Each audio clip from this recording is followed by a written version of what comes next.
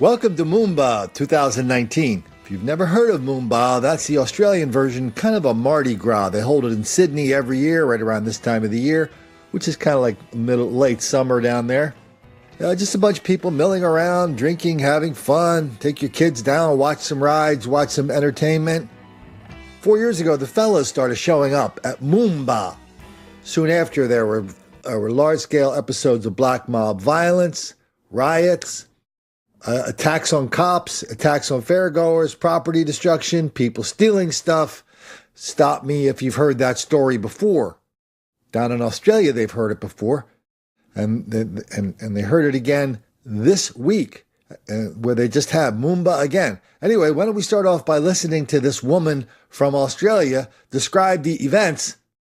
This woman is my new hero. I cannot believe it that we are allowing this to happen in our country. And I spoke to the president of the Police Association in Melbourne a few years ago. He said at the MOOMBA Festival then, they saw the gangs that were taking over, the violence that were happening. They were told not to go in to deal with it. They said they would pick it up on CTV footage. They've been told to shut down.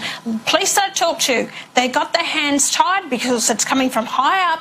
Don't do anything about it. These are Africans. When I'm seeing the footage here, they are Africans. Let's call it out for what it is. These people are coming from countries, they're used to violence on the streets, they're used to this gang war, and they bring in that habit here to our streets in Australia, and we're not putting a stop to it. I blame the authorities, I blame the government, and for them not doing their job. And the people are crying out. I spoke to an elderly couple that said, our streets are taken over. She said, we live in a suburb that we don't have any peace. She said, we're frightened. This is the age, this is the pensioners, these are the ones that don't know what to do. They can't rely on the government to actually clean up their streets and deal with this, and it's only going to get worse. And the people out there, if you think that it's only going to stay in Melbourne, think twice about it, because it's starting to happen in other places around the country. Okay, let's run through some clips, current and previous, of the goings-on at MOOMBA. It's a terrifying sight. Dozens of youths clashing on the streets of Melbourne CBD in the midst of what is supposed to be a family-friendly festival. Some of that vision that we've seen uploaded is confronting for the general person at home. One video shows the brawlers throwing punches at each other next to St Paul's Cathedral. Violence also exploded both inside and outside Flinders Street Station. In one incident, a young girl is thrown through the air by a protective services officer. She'd been trying to intervene in an arrest. Arrest situations are dynamic scenarios for both the police and the persons directly involved. They are an uncertain environment and they're a dangerous environment. If we give you advice to keep out of an area, it's with good reason and with good intent. The thugs responsible, all members of rival gangs. Some of them absolutely assume banners and tags of street gangs. There's some pre-existing tensions between these groups. Police are aware of the groups and are actively monitoring them. It's a group that is quite dynamic. It ranges in number. Some periods of time it'll be 100, 150, sometimes it's 200, 250. Despite this violence, authorities say that, in general, they're impressed by the behaviour of the crowds and that crime at MOOMBA is down on previous years. So what we're seeing is a relatively quiet CBD Friday, Saturday, Sunday night this year. Not to say, as I say, that we haven't seen some incidents and some behaviour that concerns us. Patrick Murrell, Sky News, Melbourne. Watch as the frightened young girl in the Ed Sheeran t-shirt runs into the arms of a friend as a large group of men rampage behind her before storming a tram. Concerned, several police officers swoop. This is 7 News with Jennifer Kite. Good evening. Two armed gangs of young thugs are threatening a violent confrontation at tonight's MOOMBA Festival. We're live now to Melina Saris, who has been following this story. Melina, what do we know about this threat?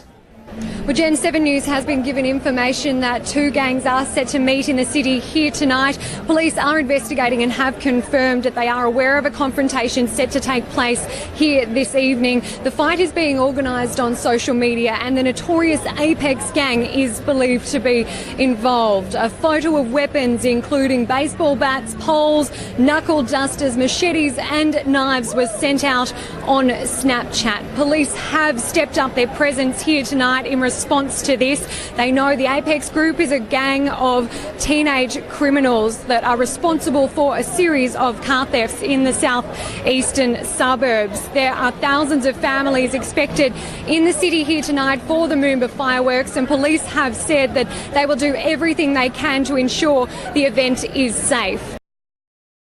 5 people in relation to the MOOMBA festival. In one instance, we can see a young girl walking down by Flinders Street station last night. When she appeared in more bystander vision, we can see a group of youths throwing punches and shoving each other before disbanding. Police also had to use capsicum spray. So back in 2016, the newspapers were a little less flinching about what they would call these episodes of large-scale black mob violence. They called them the MOOMBA riots, and they're linked to an African gang called Apex. Apex is a bunch of immigrants from Africa that basically are just lawless, violent people. They do also bad stuff all over the country, period. And a lot of them got arrested that night at MOOMBA. Lots of video on Apex if you're so inclined to look at it. We've done a lot of stories on Apex. But it's weird how everybody, no matter if you're in Australia or France or South Africa or here, all the fellas, they're playing from the same script. If you go out and commit enormous levels of crime, violence, mayhem, attacking police, destroying property, stealing stuff, attacking fairgoers, if that's your thing and you get caught, the first thing you do is blame that on white racism because the cops were picking on you. That's what they did down there in Australia back during the first big explosion of black violence at the MOOMBA festival. Here's the headline. South Sudanese Australians. I didn't even know that was a word. Sudanese Australians. Please, sir. I want some more. South Sudanese Australians report racial abuse intensified after African gangs claims. Okay, so these things went way beyond the boundary of claims.